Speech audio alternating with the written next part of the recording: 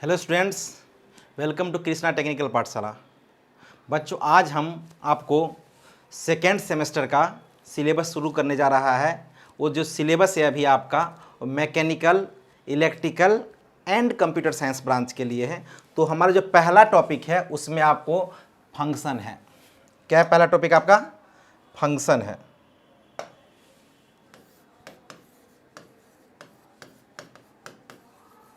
Function आप देखे होंगे सेकेंड सेमेस्टर, ये सिलेबस जो है सेम सेकेंड का, ये मेरा लेक्चर नंबर फर्स्ट है। सेम सेकेंड का लेक्चर नंबर फर्स्ट है। ये जो होगा ये ग्रुप फर्स्ट के स्टूडेंट का लगेगा, ग्रुप ए के, यानी ग्रुप ए में जो स्टूडेंट है उसके लिए है। आज से मेरा कंटिन्यू आपको लेक्चर मिलेगा। कंटिन्यू का मतलब होता है कि आपको जो हम सिलेबस देंगे वो आपको टाइम पे मिलेगा। तो बोले सर कंटिन्यूअस मतलब कैसा मिलेगा आपको? हमें आपको रोज़ आपके हमारे यूट्यूब चैनल कृष्णा टेक्निकल पाठशाला पे आपको 8 PM में, 8 बजे शाम में आपको लेक्चर मिलेगा। लेकिन ये आपको लेक्चर जो मिलेगा आपको सप्ताह में 3 दिन मिलेगा। TTS यानी ट्यूसडे, थर्सडे और सैटरडे, ये 3 दिन आपको लेक्चर मिलेगा। और जो कंटिन्यूसली आपको जो लेक्चर मिलेगा आपको फंक्शन, उसका limit, differentiation, integration, differential equation, जैसा भी है आपका सिलेबस के अकॉर्डिंग आप पूरा लेक्चर मिलते रहेगा। तो बोले सर सिलेबस लिखाने की जरूरत नहीं, चूँकि आपके सभी साइट पे उपलब्ध है, आप देख चुके होंगे। चूँकि आपकी सेमेस्टर स्टार्ट होने वाली है, चाहे हो चुकी है, किसी किसी कॉलेज में स्टार्ट हो चुका है, तो आप उसको देख चुके हैं। तो हम लोग मेन मुद्दा पे ही आते हैं, होता है क्या, फंक्शन क्या होता है। ठीक, सबसे पहले ये मेरा पहला लेक्चर है। आज के बाद आपको कंटिन्यूअस लेक्चर मिलेगा, कंटिन्यूअस आपको हर कुछ मिलते रहेगा। और मैथ्स के साथ साथ आपको फिजिक्स, केमिस्ट्री जो भी आपके सिलेबस में है उसका भी लेक्चर मिलेगा। और आप हमारा ऐप भी है KTP क्लासेज का, उस ऐप को डाउनलोड कीजिए। आपको वहाँ पे चैप्टर वाइज टेस्ट, उसके बाद आपको मॉड्यूल जो सेट से पूरे फुल सिलेबस का मॉड्यूल जो होता है, जैसे ऑब्जेक्टिव, शॉर्ट आंसर और लॉन्ग आंसर, उसके अकॉर्डिंग आपको 5 मॉक टेस्ट मिल जाएगा जो आपके SBT के अकॉर्डिंग होगा। ठीक, तो बाकी आप हमारे ज़्यादा डिटेल्स के लिए हमारे ऐप पे चाहे हमारे यूट्यूब चैनल पर जाइए, आपको वहाँ आपको कॉन्टैक्ट नंबर है, वहाँ से आप कॉन्टैक्ट करके व्हाट्सएप कर सकते हैं, चाहे उसे कॉन्टैक्ट भी कर सकते हैं ज़्यादा डिटेल्स के लिए। ठीक, तो बोलेगा सर फंक्शन से स्टार्ट करते हैं। तो फंक्शन का हमारा बेसिक सबसे कंसेप्ट आता है कि डिफिनेशन क्या होता है ना। डिफिनेशन ऑफ फंक्शन क्या होता है आप लोग पढ़े होंगे। फंक्शन जो होता है स्पेशल टाइप का रिलेशन होता है। Function is A special type of relation.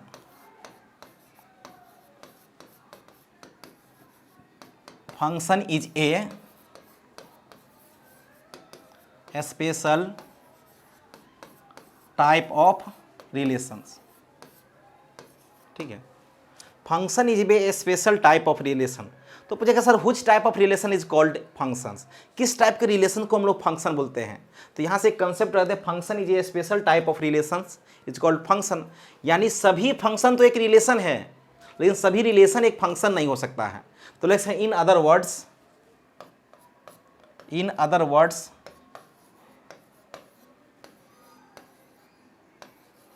है ना, इन अदर वर्ड्स, दूसरे शब्दों में हम देखते हैं कि फंक्शन का डिफिनेशन क्या होता है।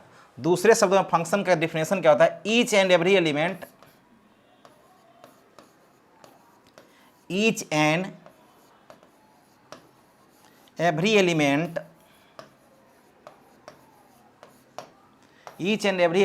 Of set A, each and every element of set A is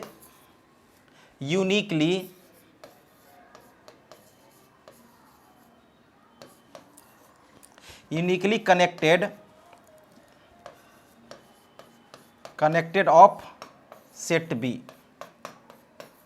पहला डिफिनेशन हम लोग देखे हैं कि फंक्शन जो होता है, function is A special type of relation.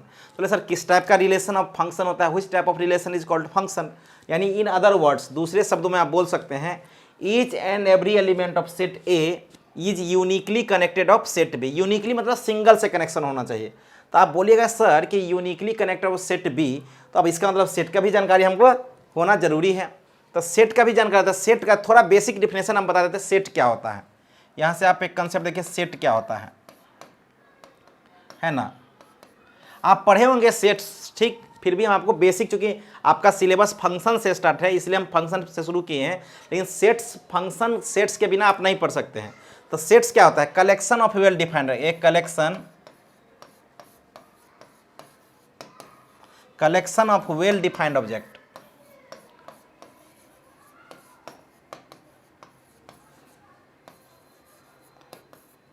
Objects है ना। एक collection of well defined object is called sets. Set क्या होता है? कलेक्शन होता है किसका? वेल डिफाइंड ऑब्जेक्ट्स का। ऑब्जेक्ट मतलब जैसे एग्जांपल वॉवेल्स का सेट जो है तो वेल डिफाइंड होता है। वेल डिफाइंड का मतलब होता है कि किसी भी सेट्स में जो आपके लिए एलिमेंट्स है वो सभी के लिए होना चाहिए। तो सेट्स को करली ब्रैकेट के अंदर लिखते हैं, और सेट्स में दो चीज़ें इंपॉर्टेंट रोल है। एक तो नंबर्स या लेटर, यानी उसको एलिमेंट बोलते हैं, नंबर्स हो या लेटर्स हो या कोई नाम हो, ठीक, वो हमारा एलिमेंट है किसी भी सेट्स का। तो सेट्स में आपको दो चीज़ इंपॉर्टेंट है। एक तो ऑर्डर इंपॉर्टेंट नहीं रखता है कि आप पहले किसको लिख रहे हैं बाद में किसको लिख रहे हैं। दूसरा जो होता है, जो आपके पास ऑर्डर इंपॉर्टेंट नहीं होता है। दूसरा जो होता है, एलिमेंट का रिपीटेशन नहीं होता है, एलिमेंट का रिपीट नहीं करना है, उससे कोई इंपॉर्टेंट मतलब नहीं होना चाहिए। एलिमेंट जैसे ए है तो दो बार नहीं लिखना है, ए एक बार लिख दे काम चल जाएगा। तो वोवेल्स जो होता है A, E, I, O, U, this is set of vowels. ये क्या कहलाएगा? सेट्स ऑफ वोवेल्स कहलाएगा। दूसरा जो डिफिनेशन है, एग्जाम्पल मतलब नेचुरल नंबर का सेट ले सकते हैं।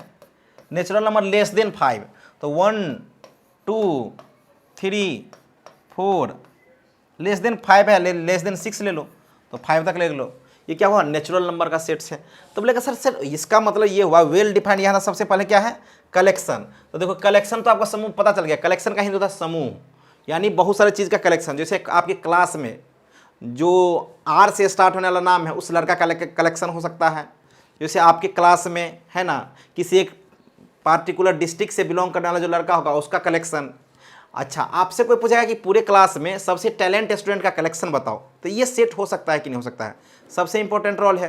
तो आपके क्लास में अगर मान लेते हैं कि आपके क्लास में सबसे टैलेंट स्टूडेंट कौन है, ये आप पे डिपेंड करता है कि आप इसको टैलेंट मानते हैं कि वो सबसे मार्क्स ज़्यादा लाया है तो वो टैलेंट हो गया। ऐसा नहीं है, ये आपके नज़र में टैलेंट वेल डिफाइंड वर्ड ही नहीं है, तो इसलिए वेल डिफाइंड जो चीज़ नहीं है उसका कलेक्शन नहीं हो सकता है। वेल डिफाइंड का मतलब होता है सुपरिभाषित, यानी सभी के लिए समान होना चाहिए। जैसे हम वोवेल्स का सेट लिए हैं, तो वोवेल्स क्या है? सभी के लिए समान है। A, E, I, O, you आप यहाँ पढ़ रहे हैं अल्फ़ाबेट्स में, ए, ई, आई, ओ वोवेल्स होता है। चाहे आप लंदन में पढ़िए चाहे अमेरिका में पढ़िए, सभी जगह क्या है? आपको vowels A, E, I, O, you ही है। उसी तरह आपको नेचुरल नंबर का सेट्स है। नेचुरल नंबर क्या है? 1 2 3 5, जो 6 से छोटा है, ये नेचुरल नंबर का सेट्स है। तो यहाँ नेचुरल नंबर जो है पूरे दुनिया में कहीं भी पढ़ा जाएगा तो नेचुरल नंबर लेस देन 6 यही होगा, इसलिए ये सेट्स है। तो बोले सर आप सेट्स पढ़ाएं, हमारे पास डिफिनेशन था function is A special type of relation, तो आप बोले कि दूसरे वर्ड में बताओ, दूसरे शब्दों में आप डिफिनेशन बताओ क्या होता है। तो दूसरे शब्द में हम आपको बताएं कि each and every element of set A is uniquely connected of set B. तो सेट का डिफिनेशन आ गया था, सेट्स यहाँ से देख लिए। तो आपको रिलेशन देखना है। सबसे पहले रिलेशन क्या होता है? रिलेशन बाकी मुद्दा से हम लोग बहुत ज़्यादा सेट और रिलेशन नहीं पढ़ेंगे, लेकिन आप मान लेते हैं कार्टेशियन प्रोडक्ट है ना, two sets, Cartesian product of two sets, duct of two sets, दो सेट्स का कार्टेशियन प्रोडक्ट देखते हैं, उसके बाद हम लोग रिलेशन देख लेंगे। जैसे एग्जांपल देखते हैं, मान लेते हैं आपके पास ए कोई सेट्स है और ए का एलिमेंट है 1 और 2, और बी कोई सेट्स है उसका एलिमेंट है ए एंड बी। ठीक, इसका ए क्रॉस बी निकालते हैं। ए क्रॉस बी, ए क्रॉस बी का मतलब हुआ ए और बी का मल्टीप्लीकेशन कैसे निकालते हैं? देखो, इसको बोलते हैं करली ब्रैकेट। पहले आप 1 को लिख लो और इसमें से पहला एलिमेंट ले लो, इसमें से पहला एलिमेंट ले लो। इस 1 के साथ इसके सभी एलिमेंट का रिलेशन होना चाहिए, और इसका 1 का बी के रिलेशन साथ हो जाएगा। सिमिलर 2 से देख लो, 2 का ए से और 2 का बी से। ठीक, ये कहलाता है टोटल नंबर ऑफ रिलेशंस। ठीक, ये कहलाता है टोटल नंबर्स ऑफ रिलेशंस, ये जो दिया हुआ है। इसको हम लोग बोलते हैं कार्टेशियन प्रोडक्ट। इसको क्या बोलते हैं? Cartesian product.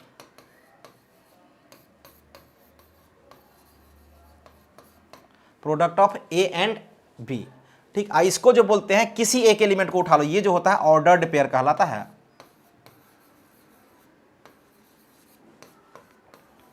ये जो कहलाता है ऑर्डर्ड पेयर। ऑर्डर्ड के मतलब 2a का मतलब हुआ कि सेट ए का पहला एलिमेंट ए का जो है 2 है और बी का एलिमेंट ए है। ये उलट जाएगा, अगर मान लो a2 हो जाएगा तो इसका मतलब है ए जो है बी का एलिमेंट है। अगर मान लेते हैं हम लिख रहे हैं 2a, तो इसका ये मतलब हुआ कि पहला एलिमेंट जो है ये सेट ए का है और दूसरा एलिमेंट सेट बी का है, यानी a क्रॉस बी है। अब बोले सर हम b क्रॉस ए लिखना चाहते हैं, b क्रॉस ए, तो इसकी वैल्यू क्या हो जाएगा, पलट जाएगा, यानी a, 2 हो जाएगा, a, 2 हो जाएगा। इसका मतलब होगा a जो है क्या b का एलिमेंट है और 2 जो है a का एलिमेंट है। ऐसे आपको देखना पड़ेगा। ऑर्डर्ड पेयर का मतलब है इंपॉर्टेंट ऑर्डर मायने रखता है कि 2 किस पहले है या बाद में है। तो यहां से आपको कार्टेशियन, ये सभी जो कहलाता है रिलेशन कहलाता है। ये क्या कहलाता है, रिलेशन। तो total number of relation A cross B जो होता है, यानी आपको लिख सकते हैं यहां से रिलेशन का एक कंसेप्ट आ गया। ठीक, टोटल नंबर ऑफ रिलेशन जो होता है, टोटल नंबर ऑफ, देखो यहां 2 है और यहां 2 है, तो टोटल एलिमेंट क्या है, 4 है। तो टोटल नंबर ऑफ रिलेशन जो होता है आपके पास m इंटू एन होता है, m इंटू एन, यानी वेयर एन ए मतलब number of element of A is equal to m and N B मतलब number of element of B is equal to n। यहाँ से रिलेशन आपको मायने हो गया। रिलेशन बेसिक डिफिनेशन आपको पता चल गया कि रिलेशन क्या होता है। Total number of relation m into N मतलब इतना हो जाएगा। आपको देखो इसमें 2 एलिमेंट है, इसमें 2 एलिमेंट है, तो टोटल रिलेशन कितना होना है, 4। तो देखो m इंटू एन यानी 1 2 3 4, ये रिलेशन कहलाता है। और इसी एक रिलेशन को उठा लोगे तो वो कहलाएगा ऑर्डर्ड पेयर। ठीक, अच्छा ये 1a है तो इधर भी लिख देंगे तो कोई फर्क नहीं पड़ेगा, ये हमारे पास रिलेशंस है। तो हमारे पास ऑर्डर्ड, ये सेट का एलिमेंट हो गया, ये इसको बोल सकते हैं सेट्स, a क्रॉस बी का सेट हो गया ये टोटल। ठीक, a क्रॉस बी का ये सेट हो गया, 1a 1b 2a 2b, यानी a क्रॉस बी का ये सेट्स हो गया। यानी ये ऑर्डर्ड यहाँ पे इंपॉर्टेंट रोल नहीं रखता है। तो हमें एक्चुअल में देखना क्या था, हमें देखना था basic definition of function. Function का डिफिनेशन देखें तो यहाँ से एक कंसेप्ट आया था कि यहाँ देखो, each and every element of set A is uniquely connected of set B, uniquely connected of set B. यानी यहाँ से आपको सेट ए और बी का डिफिनेशन थोड़ा बेसिक पता चल गया कि सेट्स होता क्या है। Set is a collection of well defined object, यानी सभी के लिए समान होना चाहिए। तो लगा सर टैलेंट क्लास में जो टैलेंट स्टूडेंट्स है उसका सेट्स हो सकता है, बिल्कुल नहीं। ब्यूटीफुल गर्ल्स का स्टूडेंट्स का सेट्स नहीं हो सकता है। स्मार्ट बॉयज़ का कलेक्शन नहीं हो सकता है। सबसे बेस्ट टीचर्स का कलेक्शन नहीं हो सकता है। सबसे बेस्ट खिलाड़ी का कलेक्शन नहीं हो सकता है। ये सब कलेक्शन नहीं हो सकता जो वेल डिफाइंड नहीं है। हो सकता है आपको कोई किसी और राइटर का बुक पसंद हो, किसी को और राइटर का बुक पसंद है, तो बेस्ट कलेक्शन ऑफ बुक नहीं हो सकता है, बुक का सबसे ज़्यादा कलेक्शन नहीं हो सकता है। यानी यहाँ से बेसिक डिफिनेशन आपको पता चल गया कि फंक्शन क्या होता है। तो फंक्शन का नोटेशन क्या होता है सबसे पहले आप देखते हैं। रिलेशन भी आपको पता चल गया था, function is A special type of relation. तो फंक्शन का नोटेशन क्या होता है वो आपको देखना जरूरी है। यानी हम लोग फंक्शन जो लिखते हैं ना, तब फंक्शन का जो नोटेशन होता है आपको एफ, इसको पढ़ते हैं such that, F such that A to B, A to B, इसको क्या कहते हैं, फंक्शन का सेट। यानी इसको पढ़ेंगे फंक्शन ए टू बी, इसको क्या पढ़ेंगे, फंक्शन ए टू बी। तो यहां से एक कॉन्सेप्ट आता है function A to B. Example मान लेते हैं, अगर y is equal to x square plus 1 है ना, y is equal to x square plus 1 है, इसका मतलब y is equal to F of X लिख सकते हैं, y is equal to F of X लिख सकते हैं। इसका मतलब होगा x की कुछ कुछ वैल्यू आप डालो यहाँ पे तो y मिल जाएगा। यानी इसको पढ़ सकते हैं क्या, y is a function of x, y is a function of x। y क्या है, x का फंक्शन है। x का फंक्शन मतलब y is A dependent variable और x is a independent variable. दोनों वेरिएबल है लेकिन x क्या है, इंडिपेंडेंट है। यानी y is a function of x। तो इसका मतलब ये हुआ कि y is a function of x, मतलब एफ एक्स इक्वल टू आप ऐसे लिख सकते हो, एक्स स्क्वायर प्लस 1, यानी y is equal to x square plus 1 लिखो, चाहे F X is equal to x square is X square plus 1 लिखो, दोनों बात सेम है। तो बोलेगा सर यहाँ से अभी तक फंक्शन के बारे में हम लोग डिफिनेशन देख रहे हैं, ठीक, बाकी चीज़ नहीं देखते हैं। इसको हम लोग ऐसे देख सकते हैं, बोले सर फंक्शन तो दिख रहा है, तो एक और बेसिक डिफिनेशन फंक्शन का था, function is a type of machine, function is a type of machine, type of machine. Function क्या है? एक टाइप का मशीन है। बोले सर एक टाइप का मशीन है तो कैसा मशीन है फंक्शन? फंक्शन कैसा मशीन है? मान लेते हैं कोई मशीन हम लोग बना लेते हैं रफली, है ना,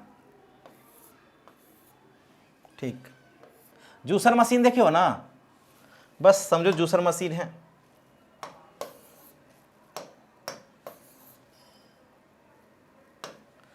ठीक ठीक, जूसर मशीन है। अब देखो यहाँ पे इसी को मशीन बोलते हैं, मशीन है मान लीजिए, थोड़ा शॉर्ट में लिख देते तो चलेगा,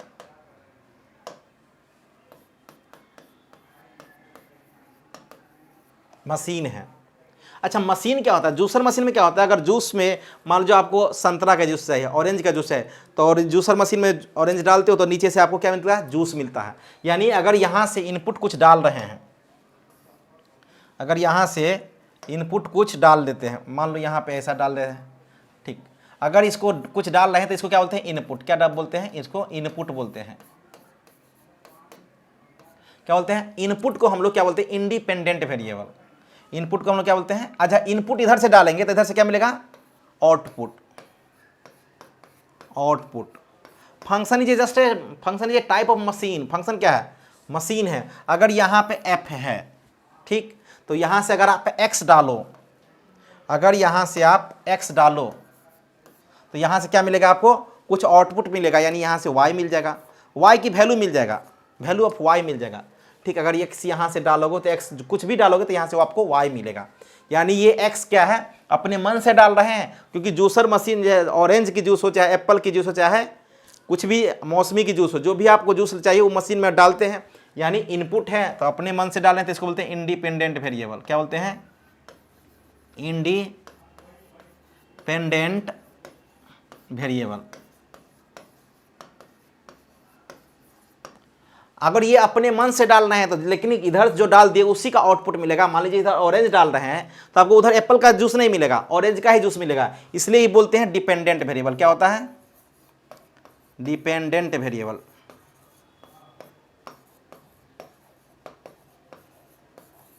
ये क्या है? Dependent variable. ये function is a type of machine है, तो इधर से इनपुट डालेंगे तो इधर से आउटपुट मिलेगा। तो x यहाँ डाले तो किस में डाले? फंक्शन में डाले ना। देखो x फंक्शन है, ये function is a type of machine, तो इसमें डाले तो आउटपुट डाल। बोलेगा सर सभी मशीन में तो हम कुछ नहीं डाल सकते हैं। बिल्कुल, अगर मान लीजिए जूसर मशीन में आप ब्रिक्स डाल रहे हो, ब्रिक्स मतलब ईटा, ईटा पत्थर डाल दिए तो उसका रिजल्टेंट क्या होगा? मशीन में अगर जूसर मशीन में अगर ब्रिक्स डाल दिए, ईंट डाल दिए तो क्या हो जाएगा? रिजल्टेंट देगा, जूस देगा? नहीं, वो मशीन टूट जाएगा। यानी यहाँ से तो एक दिमाग में पता चल गया कि फंक्शन जो होता है रिस्ट्रिक्शन चीज़ होता है ना, रिस्ट्रिक्टेड होता है, हर चीज़ को एक्सेप्ट नहीं कर सकता है। यानी सभी कुछ को एक्सेप्ट नहीं कर सकता है। आज जो चीज़ डाल रहे हैं इसी को हम लोग बोलते हैं डोमेन। क्या बोलते हैं इसको? डोमेन। जो चीज़ हम लोग डालेंगे इसको क्या बोलेंगे? डोमेन। तब बोलेगा सर ये तो मशीन है तो सब कुछ नहीं डाल सकते हैं। बिल्कुल नहीं डाल सकते हैं। क्या क्या चीज़ उस मशीन में डाल सकते हैं? किस टाइप का मशीन का बनावट है, किसका स्ट्रक्चर है वो। अगर मान लीजिए संतरे के जूस का स्ट्रक्चर है, एप्पल की जूस का स्ट्रक्चर है, तो उसमें गन्ना नहीं डाल सकते हैं, यानी उसको संतरा और से एप्पल ही डाल सकते हैं। उसी तरह का वो गन्ना शुगर केन का जो मशीन है उसमें आप संतरा का जूस नहीं निकाल सकते हैं सही से, उसका प्रोडक्शन सही नहीं होगा। इसलिए आपको function is a type of machine, जो अगर इनपुट डालते हैं यानी एक्स की क्या क्या वैल्यू डाल सकती है उसी को हम लोग डोमेन बोलते हैं। एक्स की क्या क्या वैल्यू डाल सकते हैं उसको हम लोग डोमेन बोलते हैं, और इधर से जो वैल्यू निकलेगा उसी को हम लोग बोलेंगे, वाई की जो वैल्यू होगा उसी को हम लोग रेंज बोलेंगे। आपको थोड़ा तो समझ में आ गया कि डोमेन और रेंज का कंसेप्ट फंक्शन में आता है कहाँ से। जो जो एक्स की वैल्यू डालेंगे वाई की जो जो वैल्यू मिलेगा उसी को रेंज मिलेगा। यानी यहाँ से डोमेन का मतलब हो सकता है domain all possible value of x is called domain, यहाँ से क्या बोल सकते हो, all possible value of x is called domain. यहाँ से आप क्या लिख सकते हो, ऑल, डोमेन क्या हो सकता है, डोमेन क्या हो सकता है, यहाँ से definition, all possible value, all possible, all possible value, all possible value of x is called domain, domain, all possible value of x is called domain. तो यहां से बोलेगा सर रेंज क्या, पता चल गया कि रेंज क्या होगा, तो रेंज क्या होगा बताओ, रेंज क्या होता है, देखो एक्स की कुछ भी वैल्यू डालते हैं तो आपको क्या मिलता है, वाई मिलता है। तो ऑल आउटपुट्स, आउटपुट्स है ना, यानी ऑल पॉसिबल वैल्यू ऑफ, यानी all outputs of X, X की डालने पे all possible, all value of Y, all value of Y is called range, is called, all value of Y is called range. All value of Y मतलब X की क्या क्या value डालने पे Y क्या क्या मिला, जो एक्स के डालने पे वाई मिलेगा उसी को हम लोग रेंज बोलते हैं। तो बोलेगा सर अभी तक तो हम लोग डिफिनेशन देखे थे बेसिक, कि फंक्शन का जो डिफिनेशन है, function is A special type of relation. तो अभी तक तो डिफिनेशन का हमके बारे में पता ही नहीं चला कि फंक्शन का डिफिनेशन में क्या होता है और उसका वैल्यू क्या मिलता है। तब यहाँ पे आप जा देखो, यहाँ पे हम आपको बताए थे कि फंक्शन जो होता है, फंक्शन को ऐसे नोटेशन देता है, F such that A to B, और इस वैल्यू को हम लोग, ए की जो वैल्यू होती है इसी को डोमेन कहते हैं। अगर ऐसा लिखा रहा है तो इसको हम लोग डोमेन बोलते हैं, और ये जो होता है ये कोडोमेन होता है। यहाँ से एक नया बात आया, कोडोमेन। बोले सर कोडोमेन और रेंज में क्या फर्क पड़ा है, थोड़ा तो और पता लग रहा हुआ, ठीक। तो इसको मैपिंग की दृष्टि से देखते हैं कि डोमेन और रेंज क्या होता है, इसको मैपिंग से देखते हैं ना।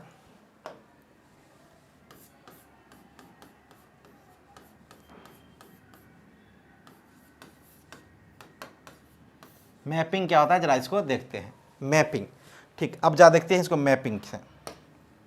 मान लेते हैं हमको फंक्शन चेक करना है, तो फंक्शन क्या बोले हम, function is A special type of relation. तो पहले रिलेशन क्रिएट करते हैं, 4-5 उसको चेक करते हैं कि फंक्शन है कि नहीं है, ठीक। यहाँ से एक रिलेशन क्रिएट कर लिए, रिलेशन का एलिमेंट हम लोग ले लेंगे, एक और रिलेशन क्रिएट कर लेते हैं, 3-4 कर लेते हैं ताकि आपको पता चल गया कि कौन फंक्शन है कि नहीं चेक करना है। ये भी रिलेशन है,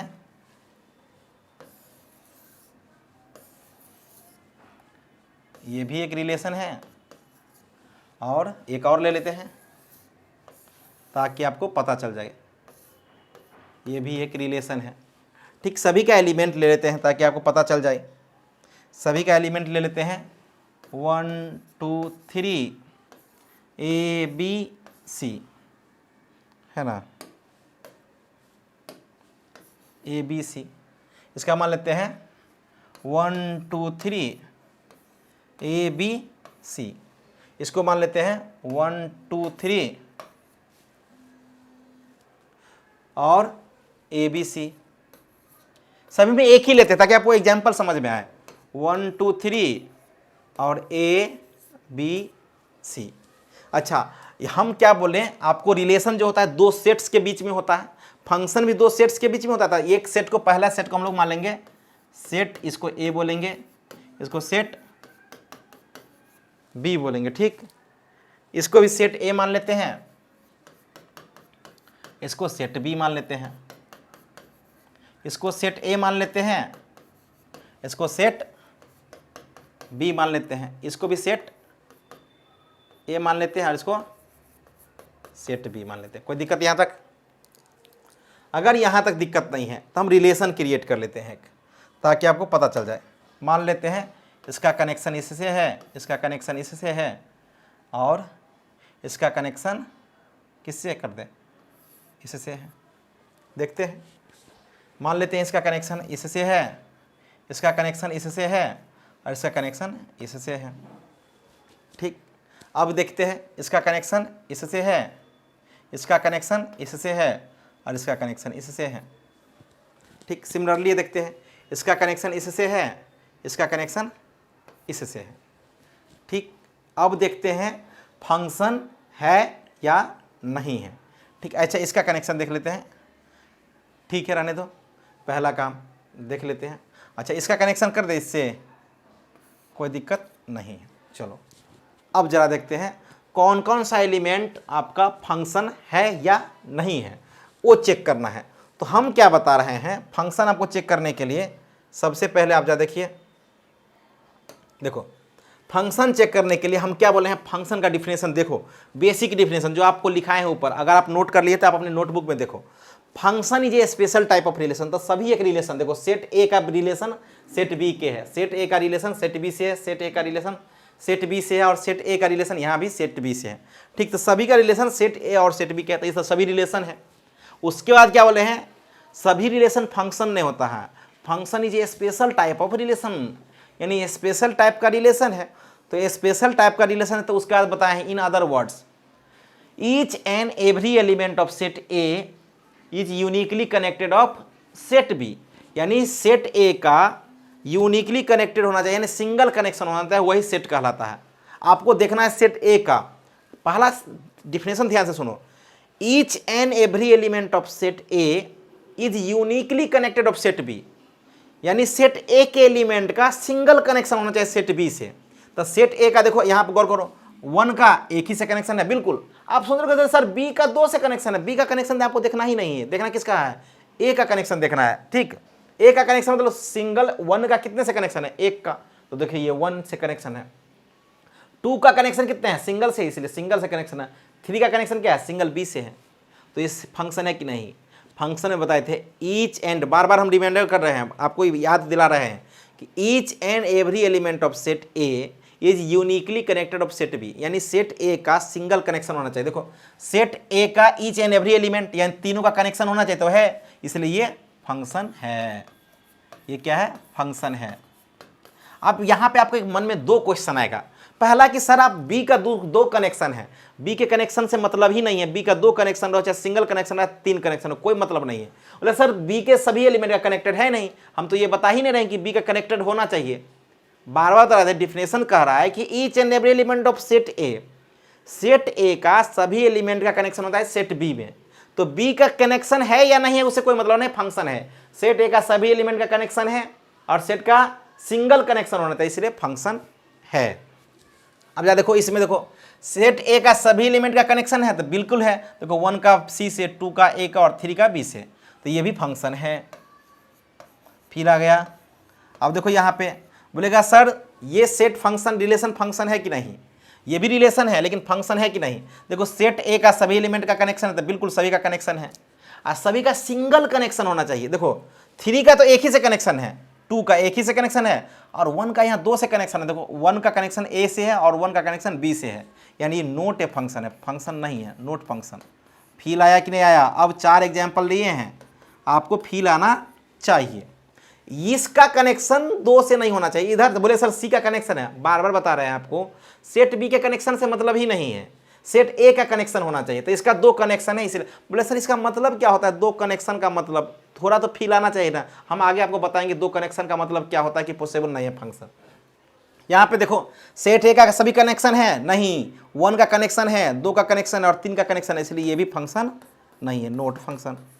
यानी फंक्शन का तो बेसिक डिफिनेशन आपको पता चल जाना चाहिए। अब यहाँ पे एक मुद्दा आएगा कि सर आप अभी जो बताएं कि ये तो फंक्शन है और इसमें डोमेन और रेंज की क्या कंसेप्ट होता है, तो हम इसी एग्जाम्पल को फिर से उठा लेते हैं, इसी मैपिंग को, इस मैपिंग को हम यहीं पे यूज कर लेते हैं। यूज कैसा कर लेते हैं, ज़रा देखो, हम क्या बोले कि सेट ए का सभी एलिमेंट क्या कहलाता है, डोमेन कहलाता है। सेट ए का सभी एलिमेंट क्या कहलाता है, डोमेन। तो डोमेन आपको यहाँ से क्या हो जाएगा, मैपिंग के दृष्टि से आप डोमेन फाइंड कर सकते हैं। डोमेन सेट ए का सभी एलिमेंट देखो डोमेन कहलाता है 1 2 3। सेट बी के सभी एलिमेंट को हम लोग कोडोमेन बोलते हैं।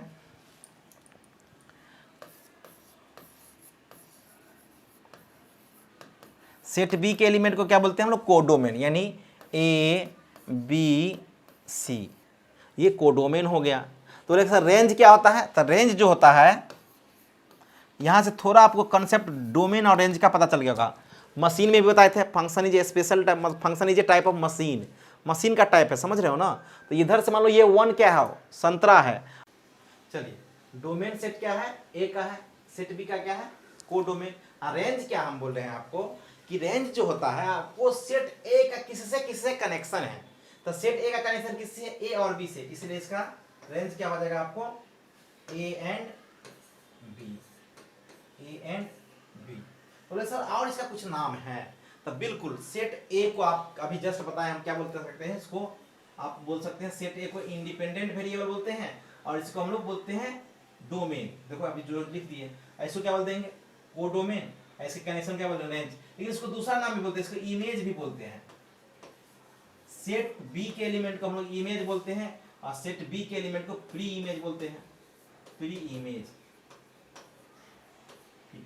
सेट ए के एलिमेंट को आप लोग क्या बोल सकते हैं, प्री इमेज, और सेट बी के एलिमेंट को आप लोग इमेज बोले। नहीं, बी के जो प्री इमेज है वो 1 2 3 है, और सेट बी के एलिमेंट का आपको क्या कहलाएगा, इमेज कहलाएगा। तो सर आपके पास कोई रिलेशन है, आपके मान लेते हैं एग्जांपल तौर पे कोई रिलेशन है, और जो रिलेशन फंक्शन है, ये रिलेशन मान लेते हैं कोई फंक्शन है।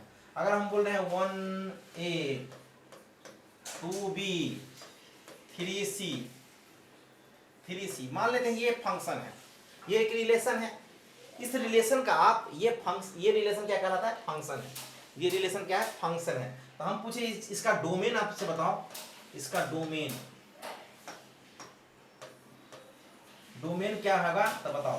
तो अब कुछ नहीं करना है, कोई रिलेशन है और रिलेशन फंक्शन है। Function is A special type of relation. तो मान लीजिए ये रिलेशन एक फंक्शन है, तो ये फंक्शन का डोमेन आपसे पूछेगा, तो पहला एलिमेंट जो होगा डोमेन का रहेगा। पहला एलिमेंट क्या है, 1 2 3 डोमेन होगा। दूसरा एलिमेंट क्या कहलाएगा, रेंज कहलाएगा।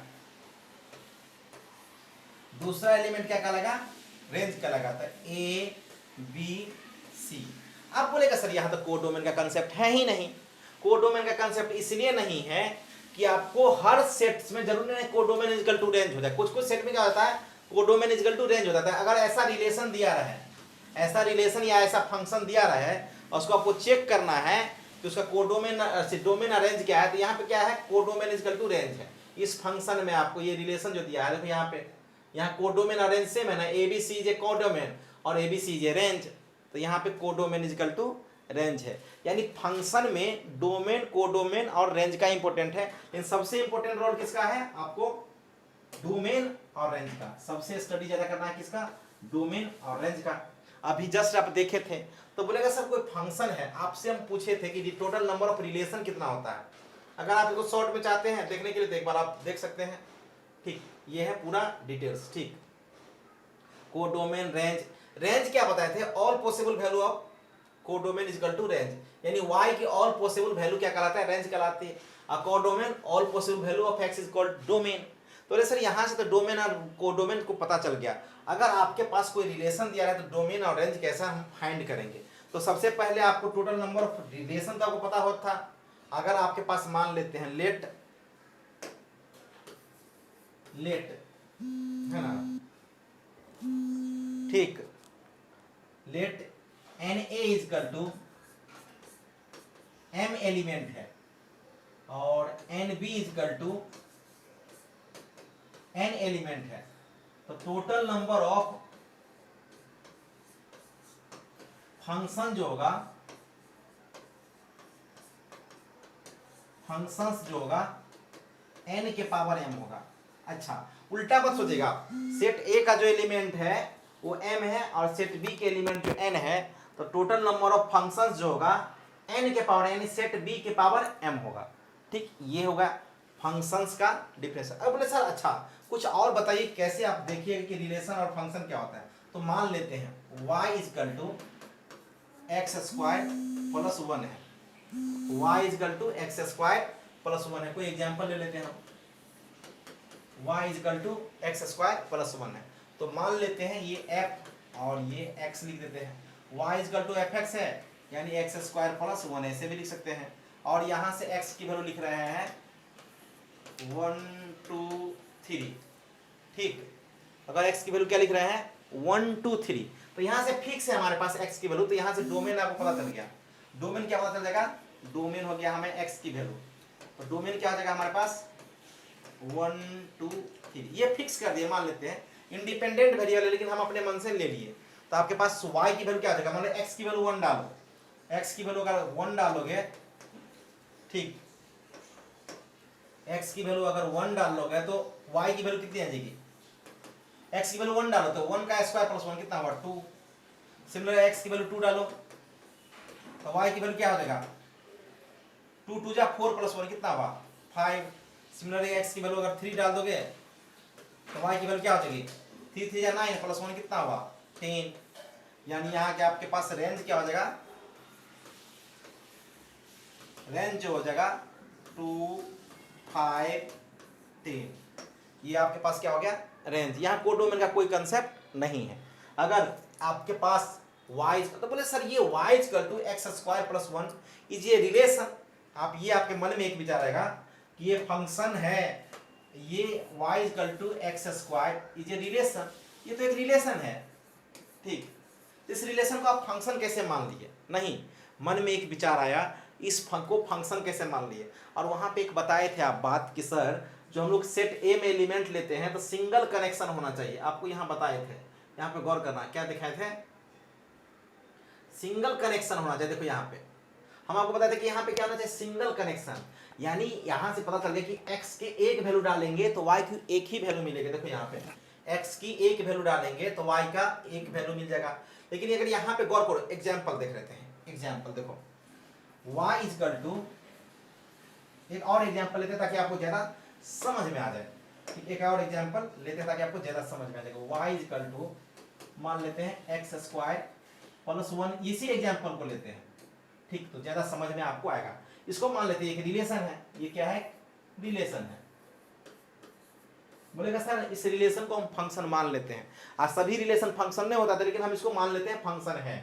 तो अगर ये फंक्शन है तो ये एफ एक्स इक्वल टू क्या आ जाएगा, एक्स स्क्वायर, ठीक, एक्स स्क्वायर प्लस 1, और यहाँ x की वैल्यू जो हम ले लेते हैं 1 माइनस 1 2 माइनस 2, ठीक। अब जब देखो x की वैल्यू 1 डालोगे तो y की वैल्यू कितना होगा, देखो 1 का स्क्वायर, ठीक,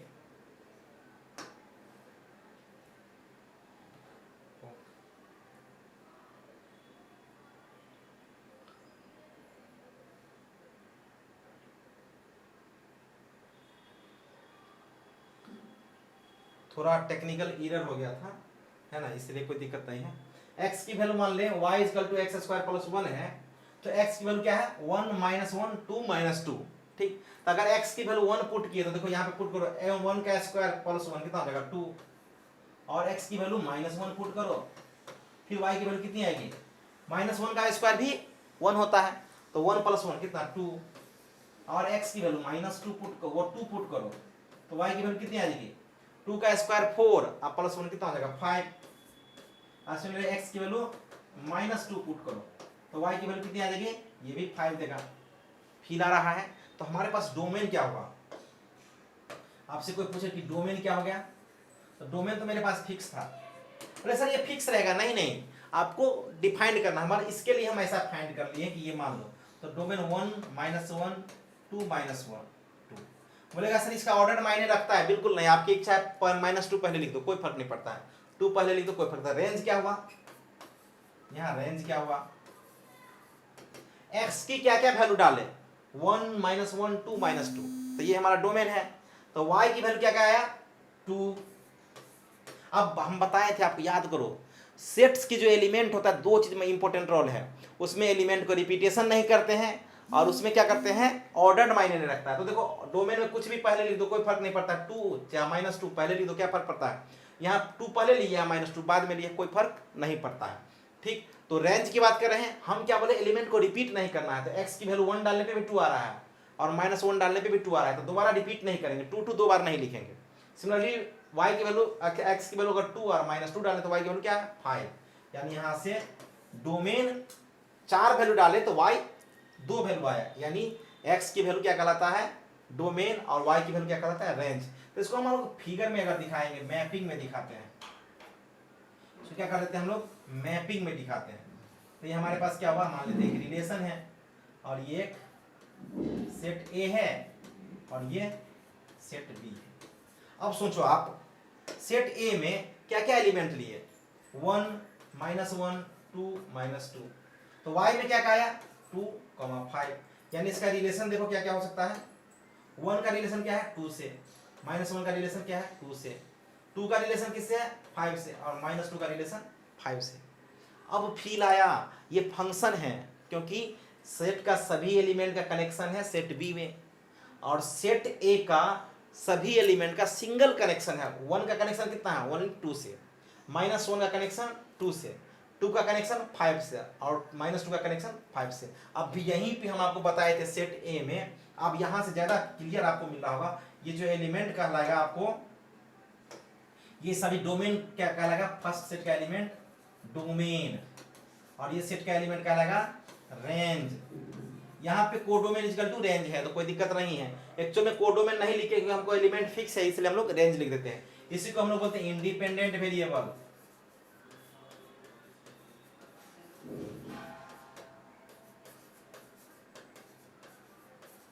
इसको हम लोग क्या बोलते हैं डिपेंडेंट वेरिएबल।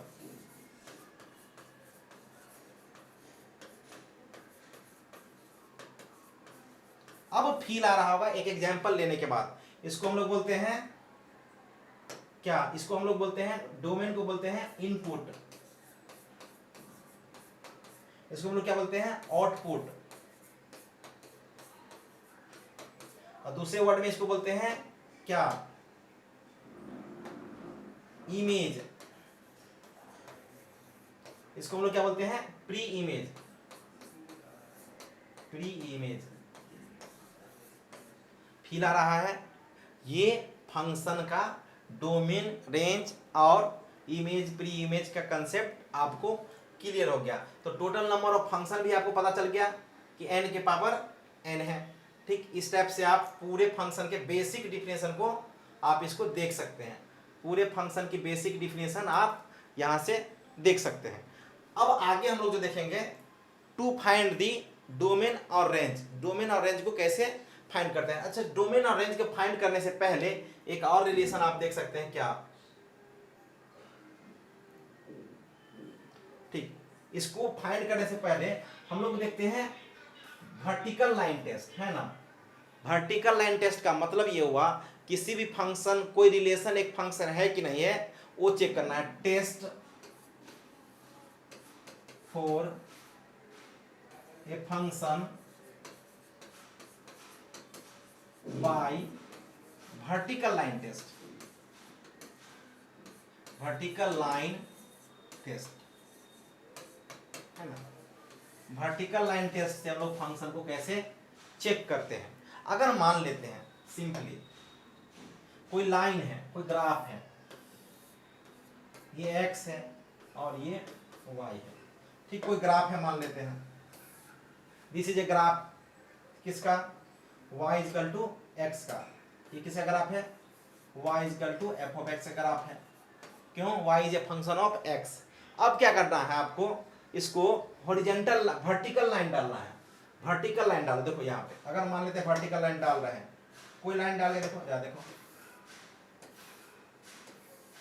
ये ग्राफ है, इस ग्राफ पे आप गौर करो एक से अधिक बार कट कर रहा है, एक से अधिक बार कट कर रहा है। मान लेते हैं और ग्राफ ऊपर जाता, यानी किसी भी ग्राफ को अगर vertical line, sorry horizontal line डाल दिए ना, हाँ,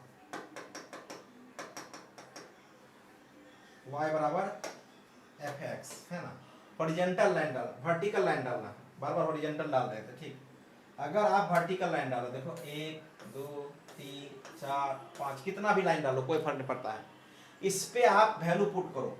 देखो एक लाइन इस ग्राफ को कितना बार कट कर रहा है, गौर करो, एक लाइन इस ग्राफ को एक ही बार कट कर रहा है। यानी कोई फंक्शन किसी भी ग्राफ को, अगर कोई वर्टिकल लाइन किसी भी ग्राफ को एक ही बार कट करे तो ग्राफ जो है फंक्शन कहलाता है, यानी it is a function. y equal to fx जो है it is a function, it is a function, ये फंक्शन है, कोई एक रिलेशन है, कोई एक फंक्शन है। तो बोलेगा सर ये तो ठीक है, वर्टिकल लाइन डालने पर अगर एक ही बार कट कर लेते हैं तो फंक्शन, तो कुछ और चेक कर लीजिए ना कि फंक्शन है कि नहीं है। हाँ, इसके आधार का वो कुछ रिलेशन पता चल जाएगा। जैसे मान लेते हैं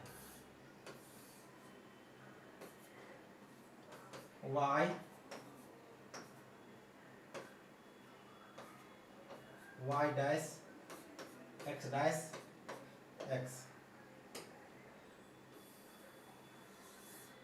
ये आपको ग्राफ पता है किसका है, याद है, y equal to x square का ग्राफ है। ये फंक्शन है, चेक करना है। तो फंक्शन चेक करने के लिए क्या करना है आपको, हॉरिजॉन्टल लाइन वर्टिकल लाइन डालो। देखो कितने बार कट कर रहा है, गौर करो, इस ग्राफ को एक ही बार कट कर रहा है, ये यहाँ तो कट ही नहीं कर रहा है, एक ही बार कट कर रहा है, इसलिए ये it is a function, it is a function. यानी ग्राफ के माध्यम से भी आप चेक कर सकते हैं फंक्शन है या नहीं है।